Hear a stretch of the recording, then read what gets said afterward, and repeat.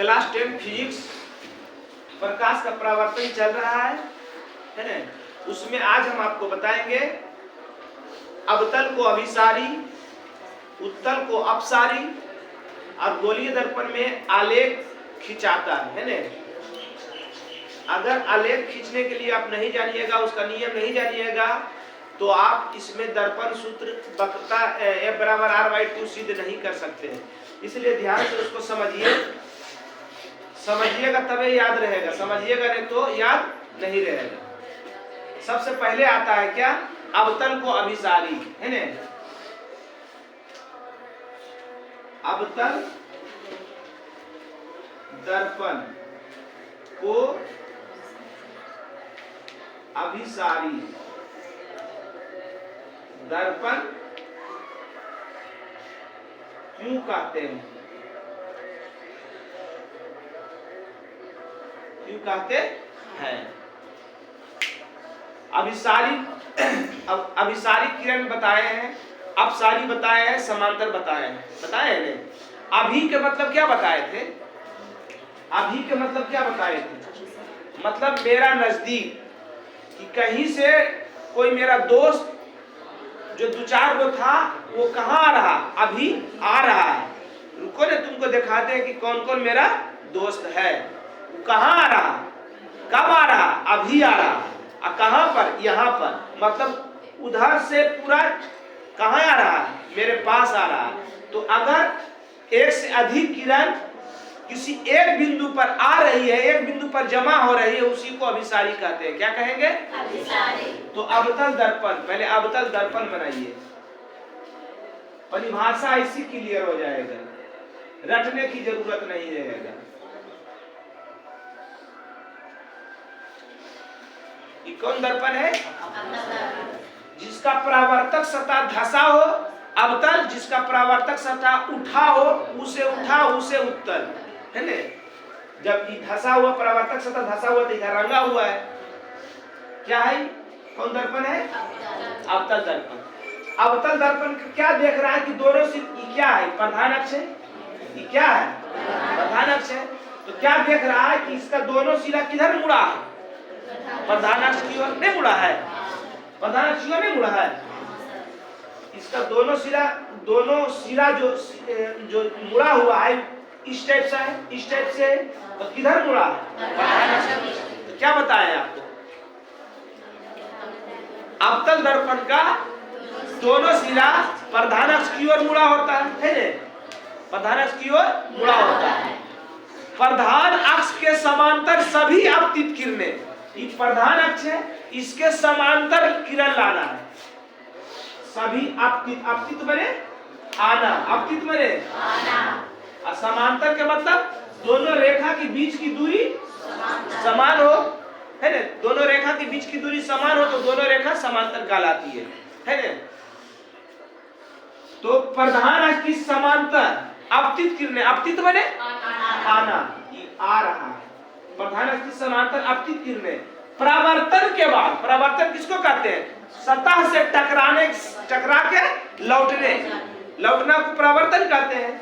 तो ये लौटती है तो कहां जमा होती है ना। प्रधान अक्ष के समांतर अपतित किरणें परावर्तन के बाद मुख्य फोकस पर जमा होती है। कहां होती है? मुख्य फोकस पर जमा होती है।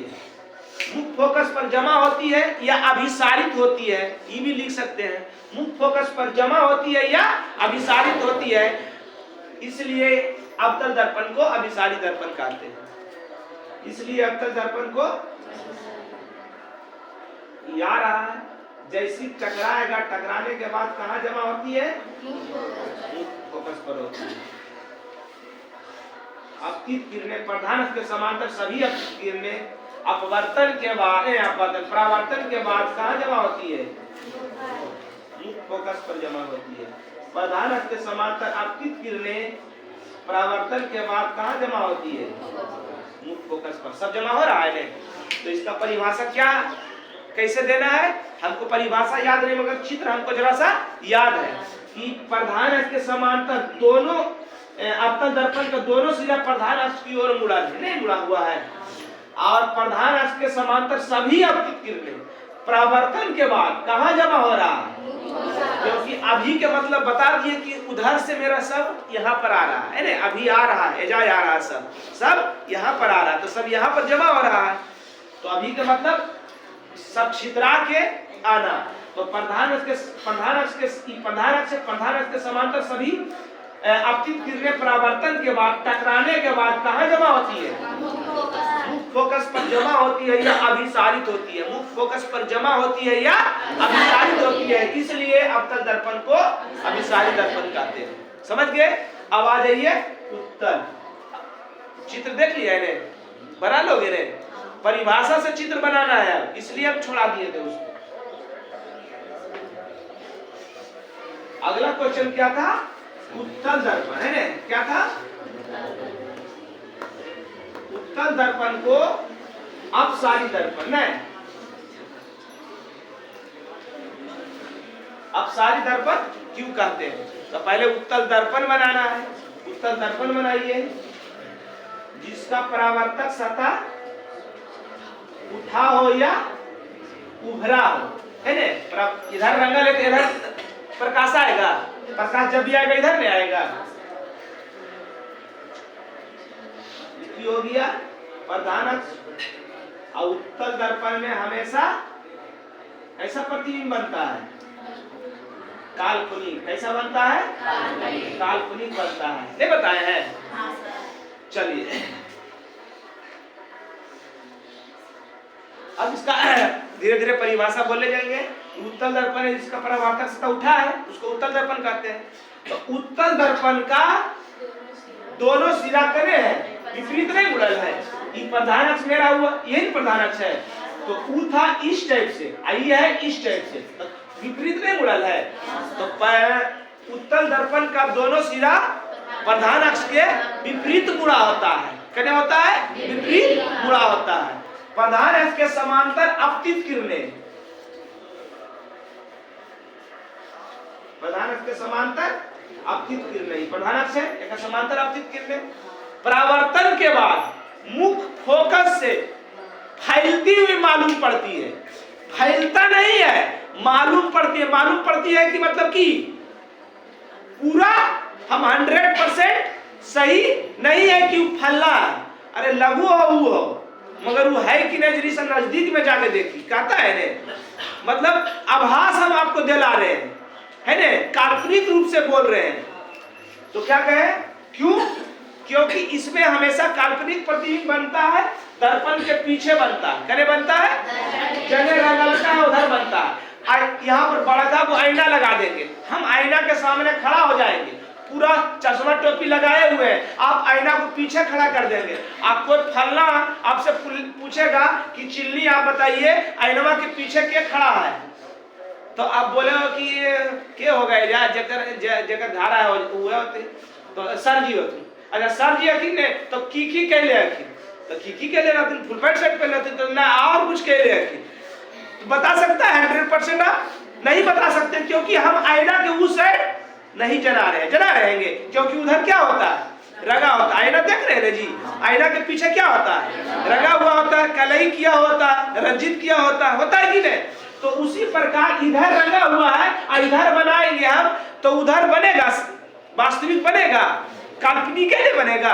इसलिए मुख्य फोकस से फैलती हुई मालूम पड़ती है, फैलती नहीं है। जैसे उसमें की लिखाए थे, अवतल में की लिखाए थे, मुख्य फोकस पर जमा होती है, इसमें मुख्य फोकस पर जमा नहीं, मुख्य फोकस से फैलती हुई मालूम पड़ती है। क्योंकि अपसारी का मतलब छितराना, अपसारी का मतलब एक जगह से अप हो, है ना? जाओ यहाँ पर से, तो एक जगह से छितरा रहा है वो अपसारित, एक बिंदु पर जमा हो रहा है वो अभिसारित, है ना? तो उत्तल दर्पण का दोनों सिरा प्रधान अक्ष के विपरीत मुड़ा होता है। प्रधान अक्ष के समांतर सभी अपतित किरणें परावर्तन के बाद मुख्य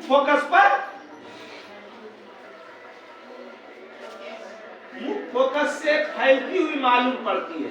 क्या होती है? मुख्य फोकस से फैलती हुई मालूम पड़ती है।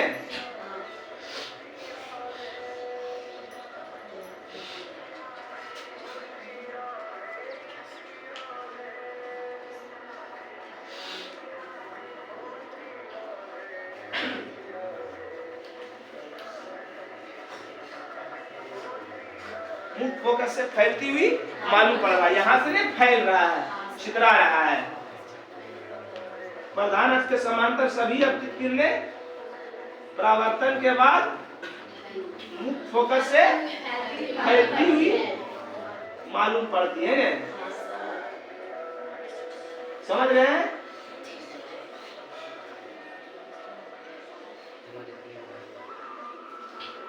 सीधा जल्दी जल्दी पार हो।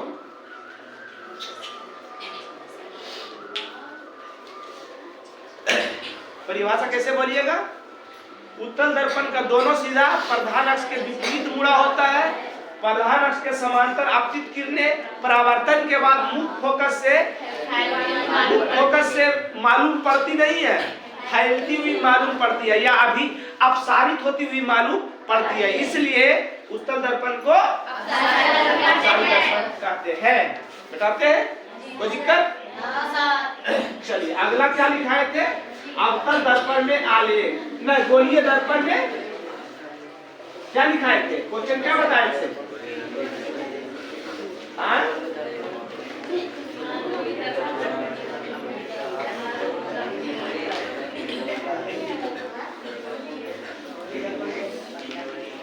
गोलीय दर्पण, गोलीय दर्पण किरण आरेख, ध्यान दीजिए इधर। गोलीय दर्पण में किरण आरेख, गोलीय दर्पण के को बेटा? 3 बेटा। गोलीय दर्पण के 2 बेटा, अवतल और दर्पण के 3 बेटा, समतल, गोलीय और परवलयीय। गोलीय दर्पण में आलेख, गोलीय दर्पण में 2, अवतल और उत्तल में आलेख। आलेख खींचना है ना, किरण खींचना है। सबसे पहले दोनों एक एकदम फैली जाते हैं लगातार,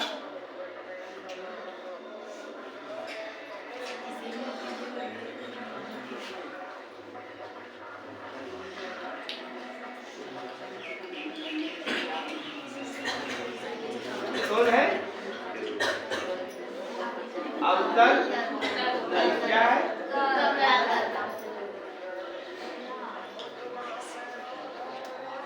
दर्पण। ध्यान दीजिए इधर, अवतल दर्पण और उत्तल दर्पण, अवतल दर्पण और प्रधान अक्ष, प्रधान अक्ष है ना, समझ रहे हैं ना? इसमें क्या बनता है? काल्पनिक बनता है। ध्यान दीजिए क्या कह रहा था नंबर 1 में कि प्रधान अक्ष के समांतर आपतित किरणें, प्रधान अक्ष जैसे है वैसे, प्रधान अक्ष के समांतर है कि नहीं? प्रधान अक्ष के समांतर आपतित किरणें परावर्तन के बाद, परावर्तन किसको कहेंगे? टकरा के लौटने वाली किरण को परावर्तन किरण कहते हैं। तो परावर्तन के बाद मुख फोकस से होती हुई मालूम, मुख फोकस से जाती है। कहां से जाती है? कोई दिक्कत?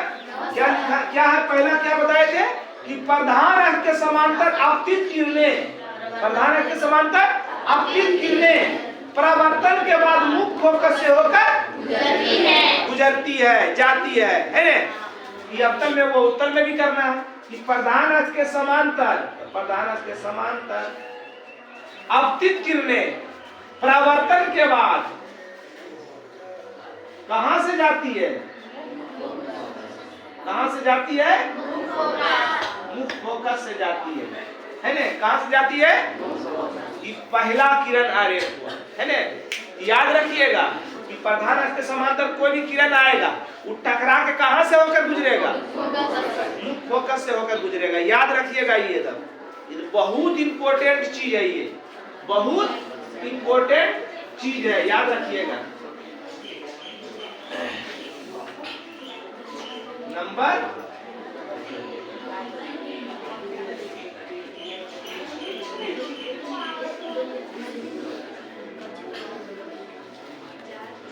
ध्यान दीजिए इधर, नंबर 2 में क्या लिखा है?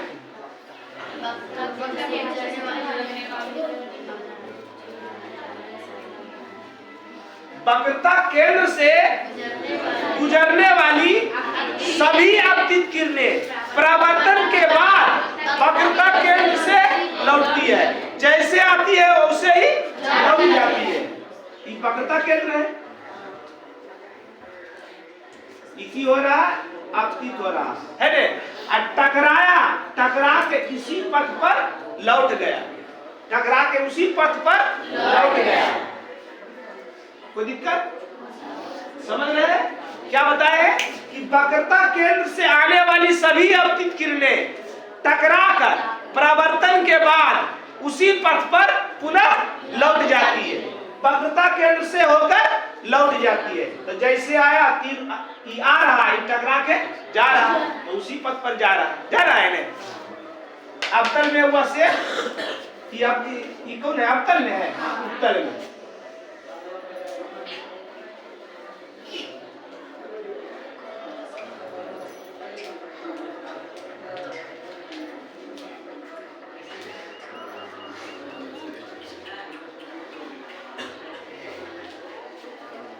कौन सी?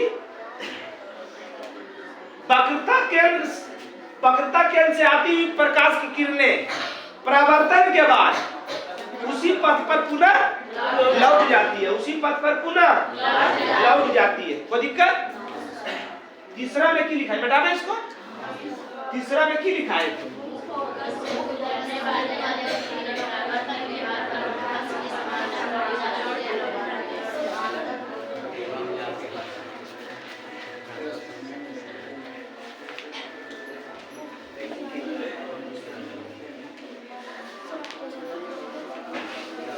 जी देखो इधर देखो क्या कह रहा था कि मुख फोकस से आती हुई प्रकाश की किरणें, मेरा मुख फोकस ये है ना, इससे प्रकाश आ रहा है।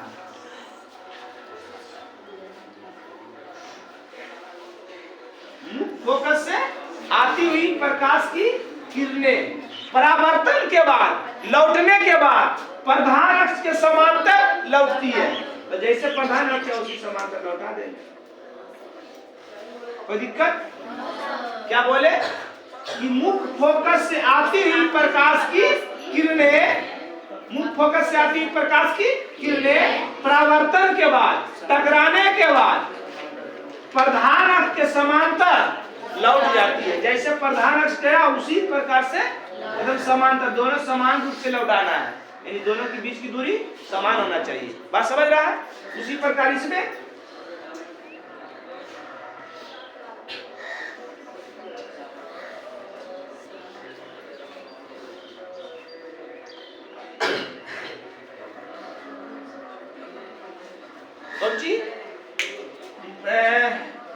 प्रधान अक्ष से आती हुई प्रकाश की किरणें, प्रधान अक्ष से आती हुई प्रकाश की किरणें परावर्तन के बाद, टकराने के बाद कैसे लौटती है?